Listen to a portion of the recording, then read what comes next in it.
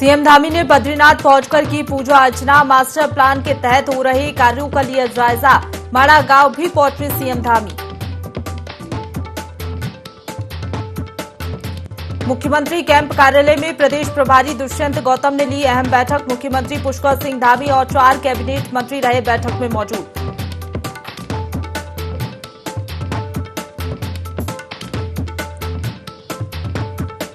नैनीताल में लगी दूरबीन के 50 साल हुए पूरे। ऑप्टिकल दूरबीन स्वर्ण जयंती कार्यक्रम में पहुंचे राज्यपाल। कार्यक्रम में कई कर्मचारियों को किया सम्मानित।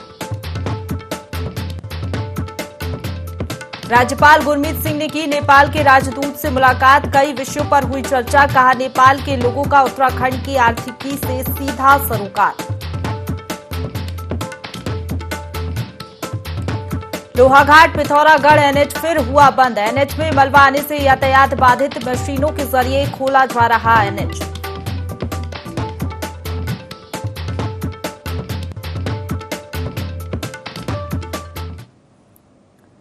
नमस्कार, देवभूमि लाइव देख रहे हैं आप। आपके साथ मैं हूं प्रशंसा। बुलेटिन की शुरुआत करेंगे खबरों से, जहां मुख्यमंत्री पुष्कर सिंह धामी बद्रीनाथ धाम पहुंचे, जहां उन्होंने मंदिर परिसर में भगवान बद्रीनाथ की पूजा अर्चना करते हुए प्रदेश की सुख समृद्धि की कामना की।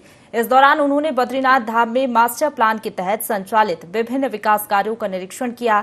इसके साथ ही उन्होंने अधिकारियों को आवश्यक दिशा निर्देश दिए। इस अवसर पर जिला अधिकारी Himanshu Khurana, SDO doctor Lalit Narayan Mishra, SDM कुमकुम जोशी सहित निर्माणदायी संस्थाओं के वरिष्ठ अधिकारी मौजूद रहे।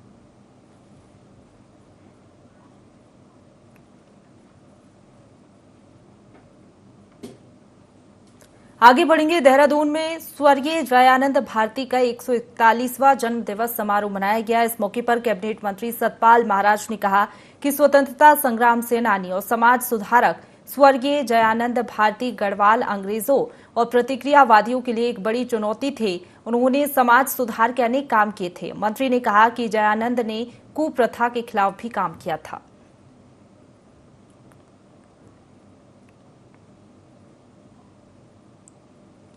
आगे बढ़ेंगे। पवित्र छड़ी यात्रा का आगाज 24 सितंबर से शुरू हो गया है, जो 4 धाम और पूरे उत्तराखंड में जाएगी। 1 नवंबर को छड़ी यात्रा का समापन हो जाएगा। आज छड़ी यात्रा जोशीमठ पहुंची और वहां साधु संतों ने प्रशासन की अव्यवस्थाओं पर आक्रोश जताया। सभी ने मुख्य बाजार में एकत्रित होकर प्रशासन के खिलाफ अपना गुस्सा जताया, जिसके बाद पुलिस ने मौके पर पहुंचकर आक्रोशित साधुओं को शांत कराया।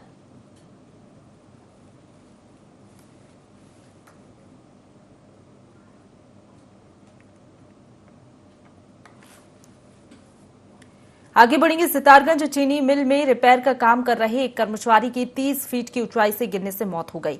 घायल कर्मचारी को तत्काल अस्पताल ले जाया गया, जहां डॉक्टरों ने उसे मृत घोषित कर दिया। बता दें कि कर्मचारी राजाराम के सिर में गंभीर चोटें आई थी। वहीं कर्मचारियों ने कहा कि कंपनी वर्करों की सुरक्षा पर ध्यान देता तो हादसा नहीं होता।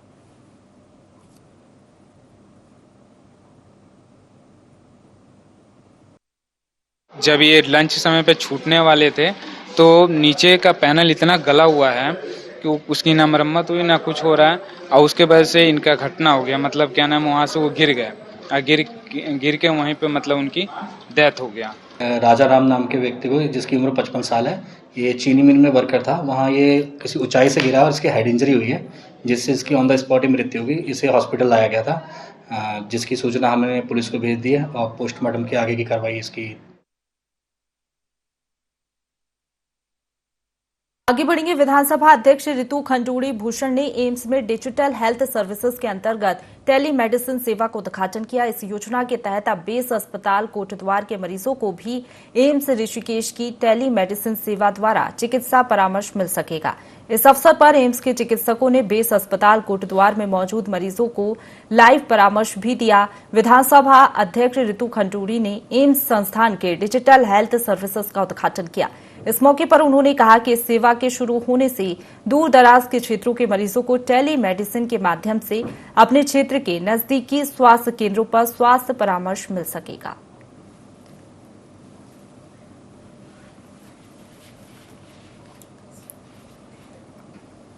आगे बढ़ेंगे। हरिद्वार से खबर है, जहां मुख्यमंत्री पुष्कर सिंह धामी हरिद्वार जिला पंचायत सदस्यों के शपथ ग्रहण समारोह में शामिल हुए।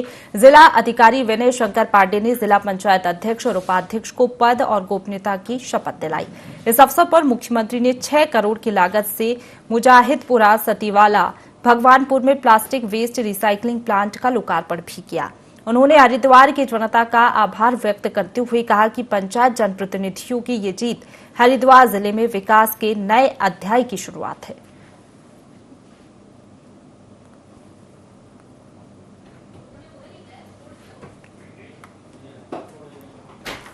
आगे बढ़ेंगे। मसूरी के सरस्वती शिशु विद्या मंदिर में बीजेपी की बैठक हुई, जिसमें संगठन को मजबूत बनाने को लेकर चर्चा की गई। साथ ही छावनी परिषद चुनाव और नगर पालिका के चुनाव में पार्टी के प्रत्याशी को विजय दिलाने के लिए भी कार्यकर्ताओं से आह्वान किया गया। इस अवसर पर वक्ताओं ने कहा कि भारतीय जनता पार्टी के कार्यकर्ता और पदाधिकारी मिलकर छावनी परिषद और नगर पालिका परिषद के चुनाव में भारतीय जनता पार्टी के प्रत्याशी को विजय दिलाने के लिए एकजुट होकर कार्य करें। साथ ही संगठन की मजबूती के लिए कार्यकर्ताओं को अनुशासन के साथ कार्य करने की सलाह दी गई।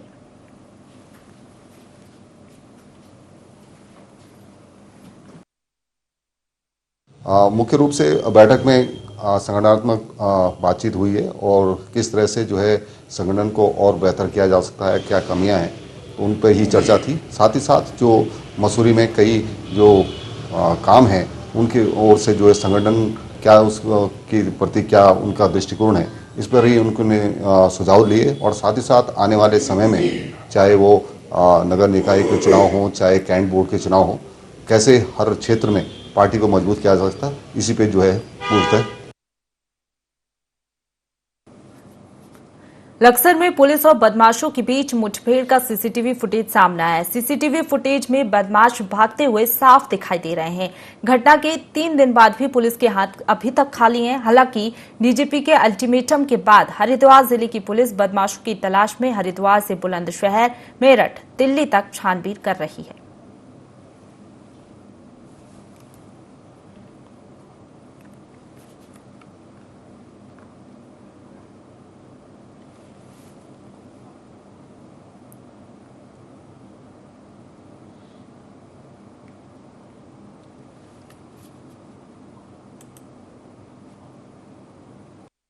हम लोगों ने 6 टीमें बनाई हैं जो लगातार इस समय पश्चिम उत्तर प्रदेश में काम कर रही हैं। महत्वपूर्ण लीड हम लोगों को इस पे मिली है और उम्मीद यह है कि जल्दी ही पूरे केस का खुलासा करेंगे। अभी बस इतना ही कहना पर्याप्त है कि हमारे पास महत्वपूर्ण लीड लगी है और जल्दी आपको चीज का खुलासा करेंगे। जो वीडियो सामने आया है, क्योंकि सीसीटीवी की फुटेज है, क्योंकि मैंने वो वीडियो भी देखा नहीं है, लेकिन सीसीटीवी की फुटेज में कुछ फोटो आई थी जो कि हमने उनमें से एक फोटो फेसबुक है हमारा जो पुलिस का, हरिद्वार पुलिस का, उसमें हमने उसको प्रसारित भी किया था कि ताकि बदमाश का पता। आगे बढ़ेंगे। सितारगंज में कच्चे आढ़तियों द्वारा धान की बोली दूसरे दिन भी जारी रही। वहीं आढ़तियों के द्वारा धान की बोली शुरू कर दी गई है। इस दौरान व्यापारी और किसानों के बीच तोल को लेकर कुछ बहस भी देखी गई। वहीं मंडी सचिव के समझाने के बाद तोल दोबारा से प्रारंभ किया गया। बता दें कि पहले दिन 35 धान की ट्रॉलियां आढ़तियों द्वारा बुलाई गई थी और वहीं दूसरे दिन 40 ट्रॉलियों की आढ़तियों द्वारा बुलाई गई थी। आज वैसे हमने जो है प्रातः 10 बजे से नीलामी का समय रखा हुआ है। 10 बजे से हमारे सारे किसान और हमारे जो भी रजिस्टर्ड कच्चा आढ़तिया हैं वो नीलामी चबूतरे में नीलामी के लिए उपस्थित हो जाते हैं। कि जो आढ़तिया का ये कहना था कि चूँकि वर्तमान तक यहाँ पर 35 से 40 राइस मिलें स्थापित हो चुकी हैं और पंजीकृत जो आढ़तिया हैं वो केवल 18 हैं। कुछ की एप्लीकेशन बहुत लंबे समय से वहाँ पर पेंडिंग चल रही है। अगर वो लोग भी, उन लोगों को भी आढ़तिया का कोड दे दिया जाता है तो यहाँ पर खरीदारों की संख्या भी बढ़ेगी और उससे किसानों को भी जो है उनका जो धान आदि है वो जल्दी बिक जाया करेगा। आगे बढ़ेंगे। दुनिया में नाम कमाने वाली नैनीताल एरीज में लगी संपूर्ण आनंद दूरबीन ने 50 साल का सफर पूरा किया है। 104 सेंटीमीटर इस ऑप्टिकल दूरबीन की स्वर्ण जयंती पर कार्यक्रम का आयोजन किया गया, जिसमें राज्यपाल लेफ्टिनेंट जनरल गुरमीत सिंह ने शिरकत की। इस कार्यक्रम में खगोल विज्ञान से जुड़े कई वैज्ञानिकों ने शामिल होकर ऐतिहासिक पलों को याद किया। वहीं कार्यक्रम के दौरान राज्यपाल ने एरीज नैनीताल में अपनी सेवाएं दे चुके पूर्व 50 कर्मचारियों और अधिकारियों को सम्मानित भी किया।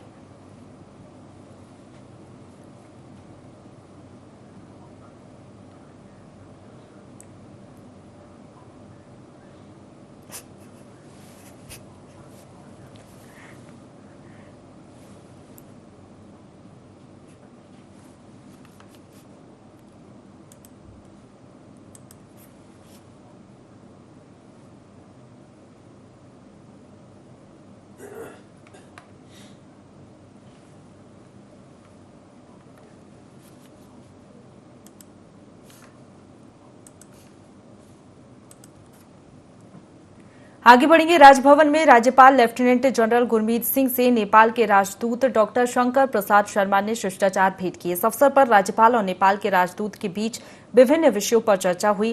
राज्यपाल ने कहा कि भारत और नेपाल के पहले से ही बेहद मजबूत राजनीतिक और सांस्कृतिक संबंध रहे हैं। उन्होंने कहा कि नेपाल के लोगों द्वारा उत्तराखंड की आर्थिक एवं अन्य गतिविधियों में महत्वपूर्ण योगदान दिया जा रहा है।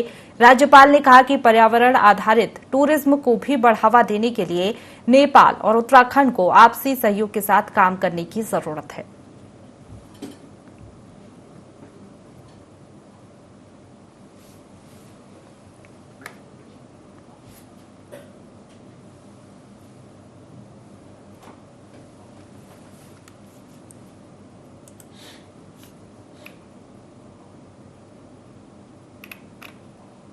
तो राजभवन में राज्यपाल लेफ्टिनेंट जनरल गुरमीत सिंह से नेपाल के राजदूत डॉक्टर शंकर प्रसाद शर्मा ने शिष्टाचार भेंट की।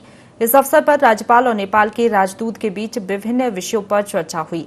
राज्यपाल ने कहा कि भारत और नेपाल के पहले से ही बेहद मजबूत राजनीतिक और सांस्कृतिक संबंध रहे हैं। उन्होंने कहा कि नेपाल के लोगों द्वारा उत्तराखंड की आर्थिक एवं अन्य गतिविधियों में महत्वपूर्ण योगदान दिया जा रहा है।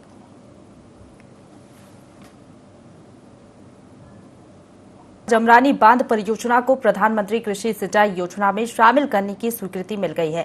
मुख्यमंत्री पुष्कर सिंह धामी ने इसके लिए प्रधानमंत्री नरेंद्र मोदी और केंद्रीय जल शक्ति मंत्री गजेंद्र सिंह शेखावत का आभार व्यक्त किया है। परियोजना पर धन आवंटन के लिए जल शक्ति मंत्रालय द्वारा वित्त मंत्रालय भारत सरकार को प्रेषित किया जाएगा। बता दें कि उत्तराखंड के नैनीताल में कोट गोदाम से 10 किलोमीटर अपस्ट्रीम में गौला नदी पर जमरानी बांध का निर्माण प्रस्तावित है।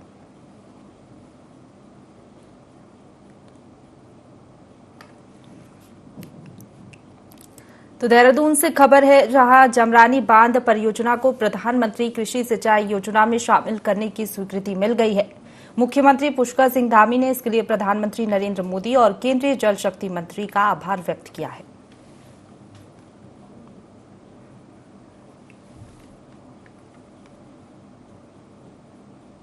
आगे बढ़ेंगे। लोहाघाट एनएच मार्ग पर पहाड़ी से भारी मात्रा में मलबा गिर गया, जिसके चलते एनएच मार्ग को यातायात के लिए बंद कर दिया गया है। वहीं एनएच बंद होने से दोनों तरफ वाहनों की लंबी कतारें लगी हुई हैं, जिसमें सैकड़ों यात्री फंसे हुए हैं। वहीं एनएच के अधिकारी मशीनों के साथ एनएच को खोलने में जुटे हुए हैं। साथ ही वाहनों को निकालने के लिए वैकल्पिक व्यवस्था बनाई जा रही है। एनएच बंद होने से एक बार फिर से यात्रियों को दिक्कतों का सामना करना पड़ रहा है।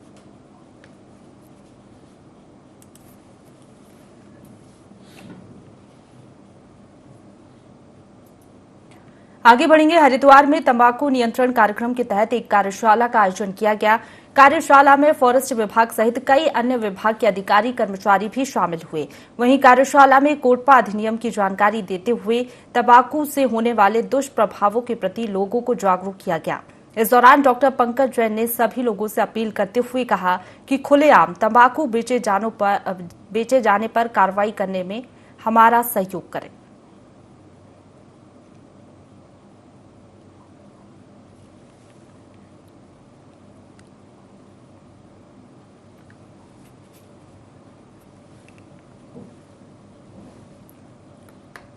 आगे बढ़ेंगे। उत्तराखंड में भाजपा मुख्यालय में राष्ट्रीय महामंत्री और उत्तराखंड प्रभारी दुष्यंत कुमार गौतम ने नव नियुक्त प्रदेश पदाधिकारियों और मोर्चा अध्यक्षों के साथ पहली बैठक की।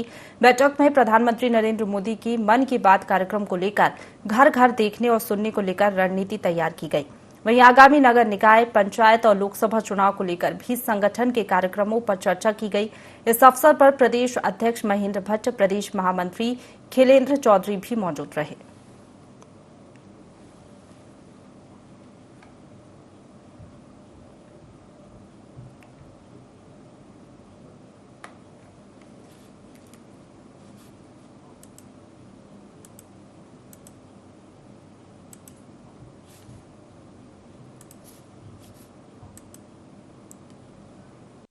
राष्ट्रीय महामंत्री प्रवास के तहत कैलाश विजयवर्गीय जी आए थे। उन्होंने केंद्रीय कार्यक्रम और चुनाव के राज्यों में कौन से कार्यक्रम प्रभावी हो सकते हैं उनको करने का हमको मतलब एक प्रकार संकेत हमारे सामने विषय रखा। वो कैसे क्रियान्वयन हो हमारे हर कार्यक्रम कार्यकर्ताओं के आधार बल पर ही क्रियान्वित होते हैं। हमारे प्रदेश के पदाधिकारी हैं, जिले के पदाधिकारी हैं, किस कार्यक्रम की में किसकी भूमिका रहेगी, इस संदर्भ में आज हमारी बैठक थी। माननीय हमारे प्रदेश के संगठन प्रभारी जी ने बैठक ली है और हमने चाहे मन की बात का विषय है, चाहे हमारी सभाओं का विषय है, इन सारे विषयों पर कार्यकर्ताओं का ध्यान हम आज मोटा मोटी किया है। बाकी उसको प्रेस में बाद में जारी करेंगे। आगे बढ़ेंगे। कालाढूंगी में चंद्रशेखर टमटा और सीएस टमटा की आय से अधिक संपत्ति मामले में जांच को लेकर पत्र लिखा गया है। वरिष्ठ आरटीआई कार्यकर्ता और पूर्व विधायक प्रत्याशी सुंदरलाल आर्य ने सीएम धामी के नाम शिकायती पत्र लिखा है और इस मामले में एसआईटी जांच की मांग की है। साथ ही उन्होंने सीएस टमटा पर राजनीतिक साठगांठ और जमीन माफियाओं के साथ मिलकर एसटी के लोगों को धमकाने के आरोप लगाए हैं।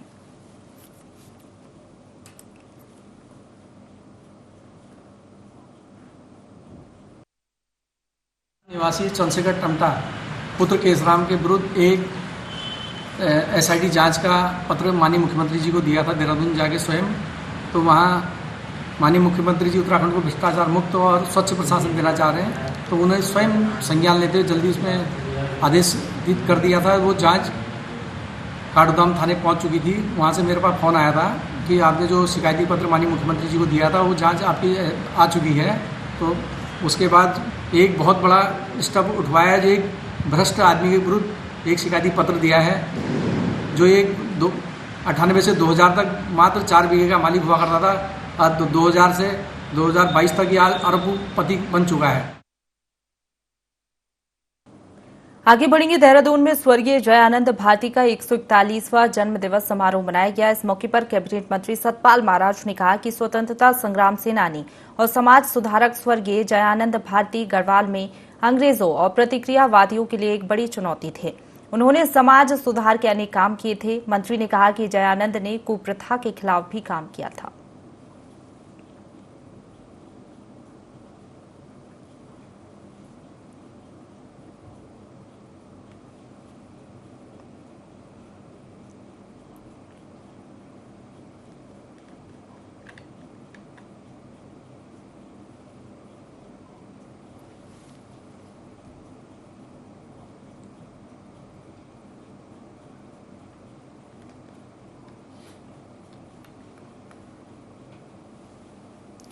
आगे बढ़ेंगे। प्रधानमंत्री नरेंद्र मोदी के बद्री केदार दौरे का मिनट टू मिनट कार्यक्रम तय हो गया है। 21 अक्टूबर को केदारनाथ और बद्रीनाथ धाम पहुंचेंगे प्रधानमंत्री नरेंद्र मोदी। बता दें आपको, केदारनाथ में सुबह 8:30 बजे दर्शन और पूजन करेंगे प्रधानमंत्री नरेंद्र मोदी। केदारनाथ रोपवे का सुबह 9 बजे शिलान्यास करेंगे। सुबह 9:10 पर शंकराचार्य समाधि के दर्शन करेंगे प्रधानमंत्री नरेंद्र मोदी। इसके बाद सुबह 9:25 पर मंदाकिनी आस्था पथ का निरीक्षण करेंगे प्रधानमंत्री नरेंद्र मोदी। इसके बाद सुबह 9:45 पर सरस्वती आस्था पथ का निरीक्षण करेंगे। सुबह 11:25 पर बद्रीनाथ पहुंचेंगे प्रधानमंत्री नरेंद्र मोदी। इसके बाद सुबह 11:30 बजे बद्रीनाथ मंदिर में पूजा अर्चना करेंगे। 12:05 पर मास्टर प्लान के तहत हो रहे निर्माण कार्यों का भी निरीक्षण करेंगे। वहीं 12:30 बजे देश के आखिरी माड़ा गांव में लोगों को संबोधित करेंगे। 2 बजे रोपवे प्रोजेक्ट का शिलान्यास करेंगे प्रधानमंत्री नरेंद्र मोदी। उसके बाद शाम 5 बजे से 5:40 तक बद्रीनाथ में होने वाले निर्माण का प्रेजेंटेशन देखेंगे। रात्रि विश्राम बद्रीनाथ में ही करेंगे। 22 अक्टूबर को सुबह 7:25 पर हेलीकॉप्टर से देहरादून के लिए रवाना होंगे।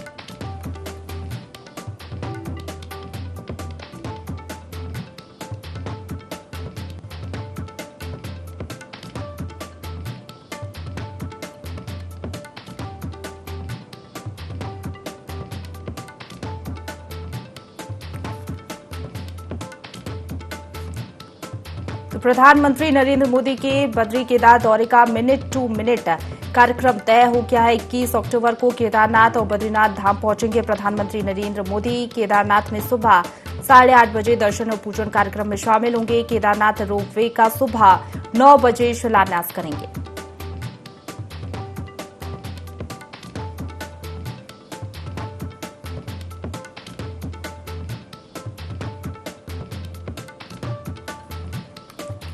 इसके बाद आपको बता दें सुबह 9:10 पर शंकराचार्य समाधि के दर्शन करेंगे।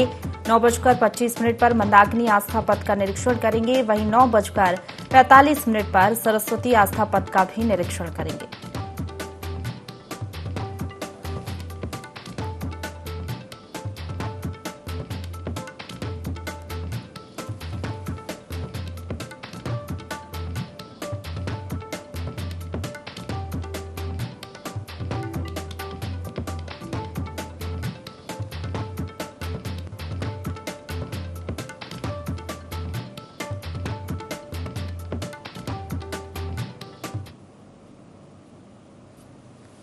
आगे बढ़ेंगे। केदारनाथ से खबर है जहां निजी कंपनी का हेलीकॉप्टर क्रैश मामला, हादसे में पायलट समेत 7 लोगों की मौत हो गई है। केदारनाथ में हेलीकॉप्टर क्रैश जहां हुआ वहां बर्फबारी हो रही है। सभी 7 लोगों के शव जिला मुख्यालय रुद्रप्रयाग लाए गए हैं।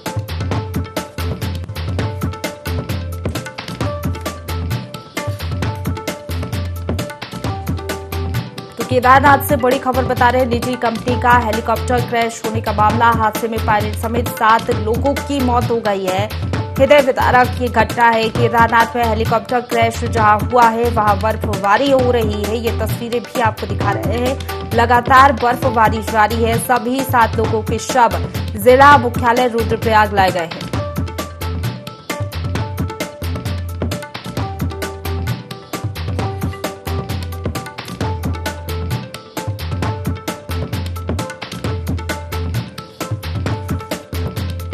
केदारनाथ से बड़ी खबर है, निजी कंपनी का हेलीकॉप्टर क्रैश होने का ये पूरा मामला है। हादसे में पायलट समेत 7 लोगों की मौत हो गई है। दुखद ये पूरा हादसा है। केदारनाथ में हेलीकॉप्टर क्रैश हुआ है, वहां बर्फबारी भी लगातार हो रही है। सभी 7 लोगों के शव जिला मुख्यालय रुद्रप्रयाग लाए गए।